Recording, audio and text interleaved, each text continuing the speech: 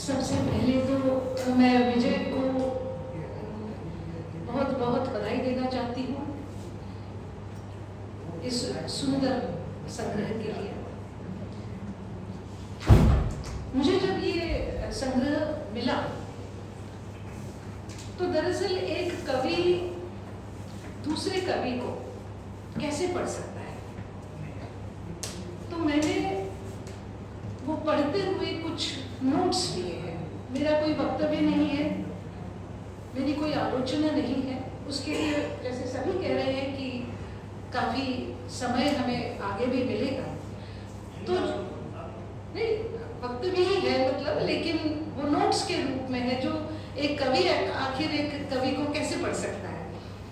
तो सबसे पहले जो मैं बात कहना चाहती हूँ वो ये कि मुझे लगता है हमारी ये जिम्मेदारी है कि जब हमारे बीच में एक संभावनाशील युवा कवि आता है तो उसे हम प्लेस कहाँ करते हैं, उसको किस जगह हम रखते हैं, ये बहुत ज़रूरी है।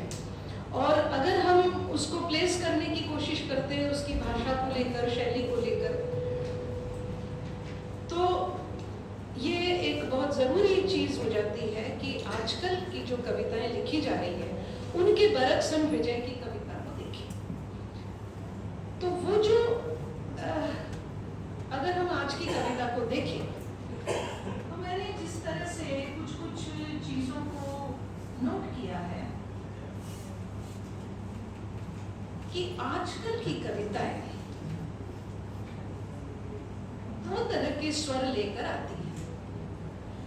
या तो वो अपने दुख का सपाट विवरण दे रही है और या एक भीड़ का शोर है। अक्सर जब भी मैं ये बात कह रही हूँ तो निश्चित रूप से कुछ न कुछ तो अलग रहेगा ही, कुछ न कुछ इससे बिल्कुल अलग लिख रहे होंगे, लेकिन जो एक सामूहिक जो आज की कविता को पढ़कर जो मुझे लगता है वो ये है कि ये इन दोनों जगहों पर जाती है। या तो सपाट विवरण है अपने दुखों का और या एक भीड़ का शोर है, और दोनों ही प्रकार में असली दुख और असली अन्याय इन पर नजर नहीं जाती।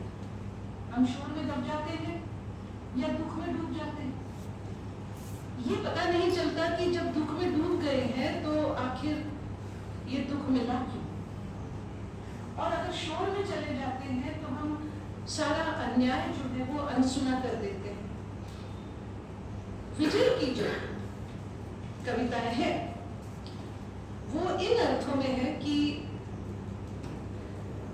जब हम किसी आज की कविता को पढ़ते हैं तो लगभग वो एक एफआईआर की तरह लगता है। वो कविता कम और एफआईआर ज्यादा होती है। मुझे बड़ी इच्छा होती है ऐसी कविताओं को पढ़कर कि भैया थोड़ा धीरे बोलो, कुछ समझ में नहीं आ रहा है, आखिर बात क्या हुई है, क्या बोलना चाह रहे हो, कुछ भी समझ में नहीं आ रहा। लगातार एक शोर या लगातार एक रुदन। तो वो जो एफआईआर है, हालांकि मैं इस बात को बिल्कुल मानती हूँ कि कवि का पहला दायित्व एफआईआर करना ही है, फर्स्ट इंफॉर्मेशन, प्रथम सूचना इस दुनिया में दुख का, अन्याय का कौन देगा, कवि के अलावा। तो विजय जो है मुझे लगता है कि पहले वो इन सारी चीजों को अपनी कविता में समझते हैं, देखते हैं और फिर एक नॉइज कंट्रोल करते हैं। जो शोरगुल है, आप देखेंगे कि विजय की कविता में कहीं पर भी शोरगुल नजर नहीं आ रहा, तो वो उस नॉइज कंट्रोल करते हैं और फिर अपनी तरफ से एक एफआईआर पेश करते हैं। और वो एक कवि का एफआईआर होता है तो वो न तो सपाट होता है और न रुदन भरा और न विवरणात्मक, बल्कि वो एक आपको एक स्मृति में ले जाता है, एक चित्र खींचता है और इस तरह से उन चित्रों के जरिए वो पढ़ने वाले को उस दुख तक और उस अन्याय तक ले जाता है। विजय की कविताओं को पढ़ते हुए एक और चीज मुझे लगा कि जैसे प्रेम, तो प्रेम जो विजय की कविता में प्रेम खूब है, बहुत है, लेकिन वो प्रेम रूमानी नहीं है। उस तरह से जो एक सस्ता रुमाल है वो विजय की कविताओं में नहीं है। जो प्रेम है वो गहरे, बहुत गहरे राजनीतिक कुछ चीजें बताती है। विजय की कविता, विजय की प्रेम कविताएं विशेष रूप से गहरी राजनीति की कविताएं हैं, क्योंकि हम ये जानते हैं कि जो सत्ता है वो नफरत से काम लेती है। किसी की भी सत्ता हो वो नफरत से काम लेती है, और नफरत के सामने, नफरत के बरक्स केवल प्रेम खड़ा हो सकता है, और वो अड़ जाता है, और सत्ता को उस अड़ियल रवैये से बड़ी दिक्कत होती है। तो प्रेम की जो कविताएं हैं, ये पूरा का पूरा जो संग्रह है, ये मुझे लगता है कि बहुत ही धीमे सुर में राजनीतिक वक्तव्य है। हर चीज में जब हम ये देखते हैं कि देखिए मैंने कुछ इसमें किया है कि हालांकि ये विजय की कुशलता है कि वो अपने कलेवर में पठनीयता और भावनाओं में उसे कविता ही बनाए रखते हैं। ये उनकी कुशलता है, और ये मैं फिर से दोहराना चाहती हूँ कि मैं विजय की कविताओं को आज की युवा कविता में कहाँ रख रही हूँ। ये मैं बार बार दर्ज करना चाहती हूँ कि मैं उन्हें कहाँ रख रही हूँ। देखिए कि इनकी जो कविताएं हैं, मैंने कुछ नोट किया कि जैसे आंधी, सत्यनारायण जी ने कहा और भी लोगों ने, आंधी और बारिश। राजस्थान में ये दो बिल्कुल अलग अलग भावनाएं हमारे अंदर भरती हैं। जब आंधी आती है तो हम लोग बहुत परेशान हो जाते हैं, उसमें धूल आती है, वो हमारा सब कुछ तहस नहस कर देती है। लेकिन बारिश को हम बड़ा प्रेम से पुकारते हैं।